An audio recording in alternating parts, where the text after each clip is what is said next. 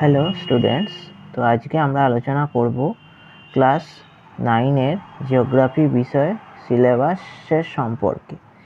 তো সিলেবাসে আমাদের কি পড়তে হবে তার একটি ধারণা তোমাদের আমি দিচ্ছি। তো দেখে নেওয়া যাক কি সিলেবাস আছে। তো জিওগ্রাফি সিলেবাসের প্রথমে আছে বিভাগ খ।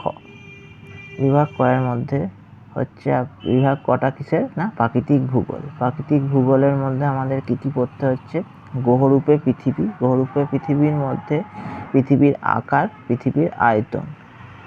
2 নম্বর হচ্ছে চ্যাপ্টার পৃথিবীর গতিসমূহ। পৃথিবীর গতিসমূহের মধ্যে পৃথিবীর গতিসমূহ কাকে বলে, আবর্তন গতি এবং পরিক্রমণ গতি। চলে আসি 3 নম্বর চ্যাপ্টারে। 3 নম্বর চ্যাপ্টারে আমাদের পড়তে হচ্ছে পৃথিবী পৃষ্ঠে কোনো স্থানের অবস্থান নির্ণয়। কোনো স্থানের অবস্থান নির্ণয় কাকে বলে এবং তার অক্ষাংশ এবং দ্রাঘিমা রেখা নির্ণয়। এরপর হচ্ছে 4 নম্বর চ্যাপ্টার। 4 নম্বর চ্যাপ্টারে হচ্ছে ভূগাঠনিক প্রক্রিয়া ও পৃথিবীর বিভিন্ন ভূমিরূপ সমূহ। এর ভেতরে আমাদের পড়তে হচ্ছে ভূমিকা মানে কাকে বলে, ভূগাঠনিক প্রক্রিয়া এবং বিভিন্ন পর্বত সমূহ যেমন আগ্নেয় পর্বত, ভঙ্গিল পর্বত ইত্যাদি। এর মধ্যে আবার মালভূমি, সমভূমি ইত্যাদি আছে। এরপর আমরা চলে আসছি 5 নম্বর চ্যাপ্টার। 5 নম্বর চ্যাপ্টারের মধ্যে হচ্ছে আবহাওয়া বিকার। আবহাওয়া বিকারের ভেতরে কি আছে না ভূমিকা, যান্ত্রিক আবহাওয়া বিকার, রাসায়নিক আবহাওয়া বিকার, জৈব আবহাওয়া বিকার এবং আবহাওয়া বিকারের ফলাফল এবং মৃত্তিকা ক্ষয়।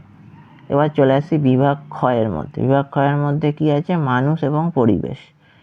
তার মধ্যে আমাদের কি পড়তে হবে 6 নম্বর চ্যাপ্টার হচ্ছে দুর্যোগ এবং বিপর্যয়। দুর্যোগ বিপর্যয়ের মধ্যে হচ্ছে কি ধরনের দুর্যোগ এবং বিপর্যয় হয় এবং বিপর্যয় রক্ষার ক্ষেত্রে কি ব্যবস্থাপনা থাকে। বিভাগ গ এর মধ্যে হচ্ছে আঞ্চলিক ভূগোল, মানচিত্র এবং স্কেল সহকারে।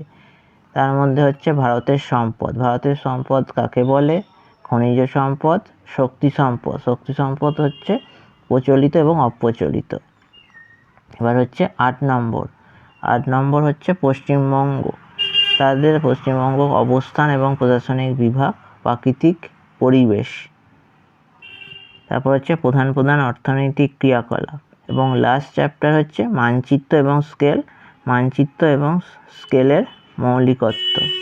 আমার এই চ্যানেলটি যদি আপনাদের ভালো লাগে এবং ইনফরমেশানগুলো যদি খুবই উপযোগী মনে হয় তাহলে প্লিজ আমার চ্যানেলটিকে একটু সাবস্ক্রাইব করে দেবেন।